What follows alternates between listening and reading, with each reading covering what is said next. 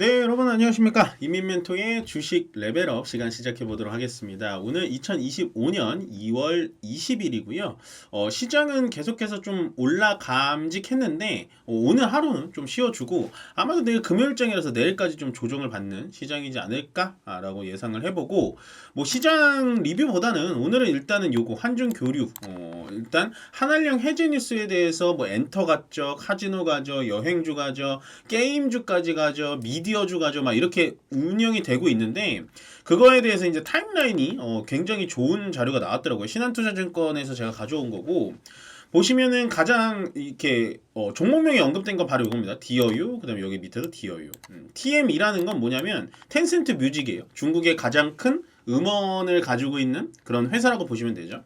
그래서 작년 10월 28일 날 디어유와 텐센트 뮤직이 계약을 발표했습니다. 이때만 해도 뭐 크게 이슈는 없었어요. 이슈는 없었고 11월부터 갑자기 중국이 제스처가 좀 달라지죠. 우리나라에 대해서 무비자 관광에 한국을 포함했습니다. 그래서 사실은 우리나라는 포함되지 원하지도 안 원하지도 않았는데 그냥 포함을 시켰어요. 거기다가 또 좀 한 3주 정도 지나니까 기간을 연장합니다. 원래 한 번 들어오면 15일이었다가 30일. 요거 때문에 중국을 방문하는 우리 한국 관광객들이 굉장히 많다라고 하죠. 그렇게 보이고 그 다음에 11월 중순이 되니까 요거죠. 텐센트 뮤직이랑 계약을 했는데 여기서 협업 강화 뉴스가 나와요.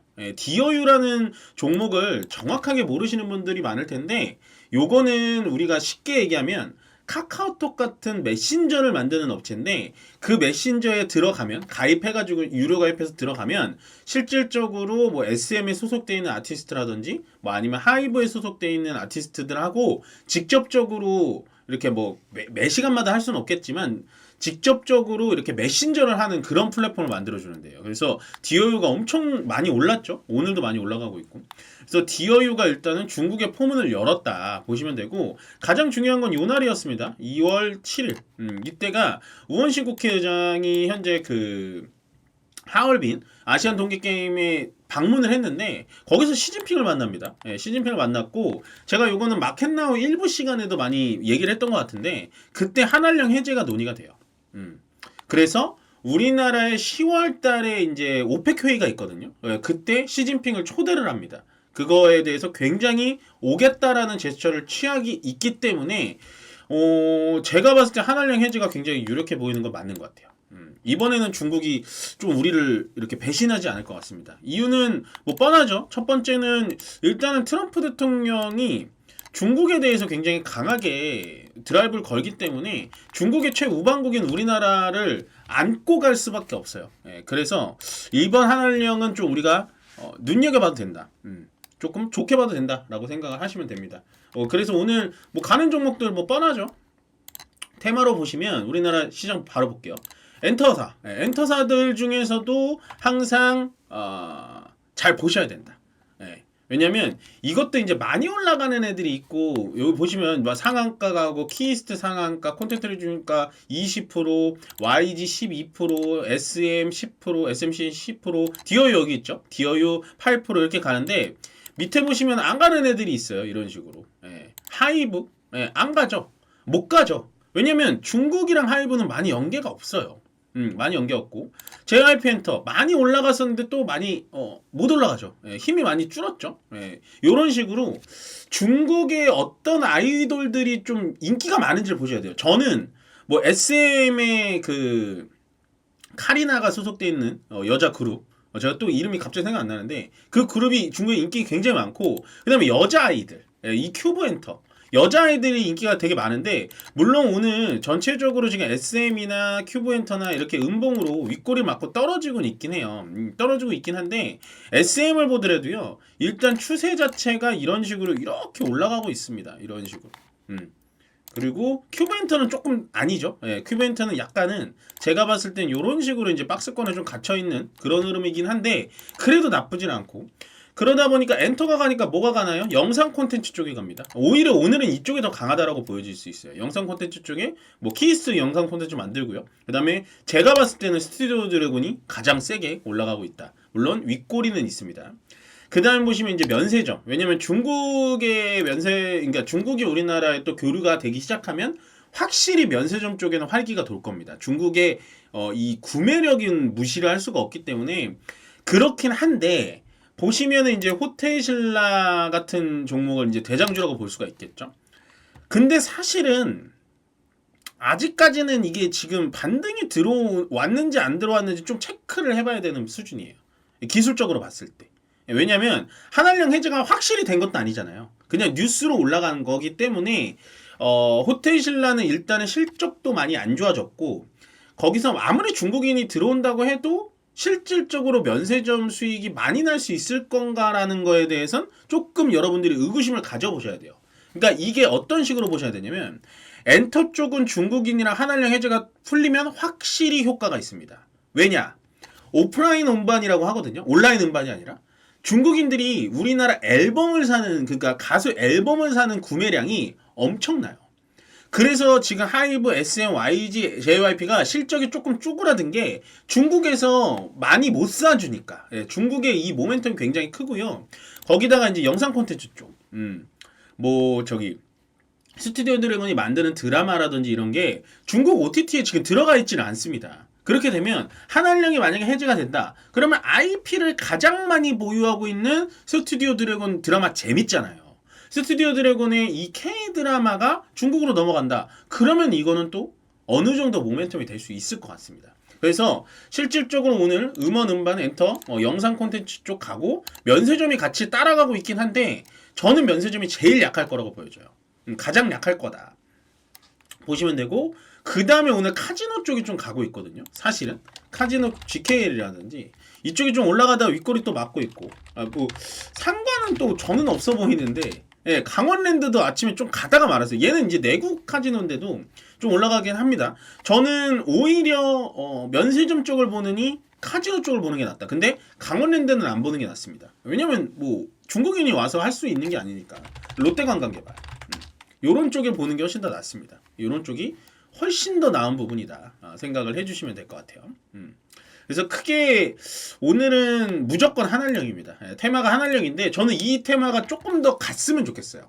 한알령이 좀 더 가야 돼요. 왜냐면 오늘은 전체적으로 시장은 안 가는 날이에요. 보시면 코스피는 조정받았죠. 이런 식으로. 근데 코스피는 조정받을만 하잖아요, 여러분들. 보시면 하루, 이틀, 3일, 4일, 5일, 6일, 7일, 8일. 8일 올랐습니다. 8일 양봉이에요. 더 쉽게 설명해 드릴까요? 8일 양봉이 언제부터 시작되냐? 여기 밑꼬리 뭐 시작 전부터 하면 2521포인트에서 2670포인트까지 올랐어요. 예, 엄청나게 많이 올랐죠. 퍼센테이지로 볼까요? 몇 퍼센테이지? 지수 퍼센테이지로 6% 가까이 올랐습니다. 6% 가까이. 그리고 포인트로 따지면 한 140포인트? 예, 140포인트나 올랐어요. 그러니까 많이 오른 거죠. 그러니까 오늘은 쉬어가야 돼요. 왜 쉬어가야 되냐? 기술적으로 본다면요. 요거 제가 아침에 또 말씀드렸던 부분인데 요 갭 보이세요? 요거. 아, 제가 가리고 있구나. 요 갭 보이세요? 요게 제가 네모칸으로 표시해 드릴게요. 요 갭 보이세요? 요거 8월 초 갭. 요게 엔케르 트레이드 청산 때 정말 난리가 났었던 날. 예, 그 다음에 9월 초. 한 달 만에 또 초반 되니까 갑자기 이때는 뭐 큰 이유도 없었어요. 개파락 나왔죠. 근데 요거를 이제 선을 잘 그어보면 이런 식으로 딱 어저께 요 갭을 요게 딱 이제 지금 딱 친 게 갭인데 요게 어저께 급등을 해주면서 갭을 딱 메꿔줬어요. 요런 식으로 딱 메꿔줬죠. 어저께 급상승이. 그러니까 오늘 당연히 조정을 받아야 되는 겁니다. 왜냐? 시장이 많이 오른 게 시장의 상황이 좋아서 경제의 상황이 좋아서 우리나라 기업들이 잘해서가 아니라 시장은 여기 바닥에서부터 올라간 이유는 뭐냐? 많이 떨어졌기 때문입니다.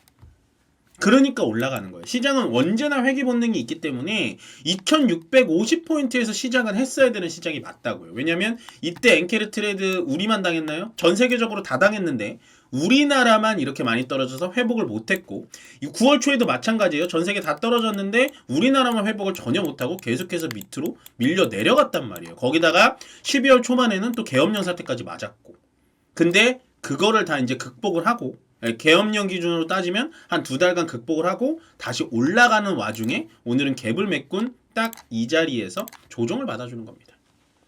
그래서 저는 건강한 조정이라고 보여져요. 예, 코스피, 그다음 코스닥을 한번 넘어가 볼게요. 코스닥도 마찬가지죠. 예, 코스닥은 오히려 왜 코스피보다 코스닥이 훨씬 더 강한가요? 왜 코스닥이 더 좋다고 얘기하시나요? 라고 물어보시는 분들이 많은데 이유는 하나입니다. 방금 비교를 딱 하자면요. 코스피는 단기간에 8일 동안 내내 양봉을 그리니까 이렇게 쉬어줘야 되는 거예요. 근데 코스닥은 왜 더 좋냐? 연속 상승이 안 나오니까. 5일 양봉 나왔다가 이틀 조정 줬죠. 그 다음에 또 5일 양봉 나왔다가 조정 주고 있죠. 되게 좋은 차트예요. 계속해서 매일같이 올라가는 차트, 매일같이 올라가는 종목은 절대 이 세상에 존재하지 않습니다. 그 좋았던 엔비디아, 아이온큐, 팔란티어, 구글, 애플 다 조정을 받고 있어요. 우리나라도 마찬가지죠. 근데 코스닥 차트가 아직도 저는 코스피보다 좋아 보이는 이유는 뭐냐? 올라가다 조정받고 올라가다 조정을 받고 있기 때문입니다. 굉장히 건강한 조정이라고 보여지고요. 다만 이제 오늘 또 이런 분들이 계실 수 있죠. 수급으로는 너무 안 좋은데요. 뭐 크게 관계 없을 것 같습니다. 예. 요 외국인들이 오늘 지금 3시 한 20분 지나고 있는데 3천억 팔고 있거든요. 예, 그게 많이 파는 게 아니에요. 두 개 합쳐봤자 6천억인데 뭐 6천억 정도는 팔 수 있죠. 예, 외국인들은 이제 공매도 준비하는 거예요, 이거. 예, 공매도 준비하는 거고 크게 걱정할 건 없다. 그냥 요즘에 제가 되게 걱정된다기보다는 좀 높아심에 시장이 이렇게 좋다 보니까 옛날에는 어땠냐면 시장이 좋으면은 여러분들이 흥분을 했어요. 야, 내일도 또 올라가는 거 아니야? 야, 이거 이제부터 시작 아니야? 이랬는데 요즘에는 시장이 올라가면 우리가 하도 이때 이제 트라우마를 겪고 엔캐리 트레이드, 9월달 폭락, 계엄령 폭락 이런 걸 겪다 보니까 이제는 시장이 올라가면 의심부터 해요. 의심부터. 아, 또 떨어지겠지. 아, 또 조정 받겠지. 이러는데 그냥 시장은요, 간단하게 생각하면 보여주는 대로 믿으시면 됩니다. 저는 시장은 계속해서 강할 것 같다라는 생각이 들고 2700도 지금 상태에서 무리는 아니라고 보여져요. 예, 저는 그렇게 생각합니다. 그렇기 때문에 시장은 언제나 옳고요. 절대로 이렇게 뭐 조정받는다고 해서 겁먹고 도망갈 시장은 아니다. 라고 생각을 하시면서 보여주는 그대로를 믿어라 라는 얘기를 마지막으로 좀 전해드리고 싶습니다. 네, 오랜만에 오늘 레벨업도 이렇게 찍어 올려드렸고요. 내일 동일한 시간에 레벨업에서 뵙도록 하겠습니다. 고맙습니다.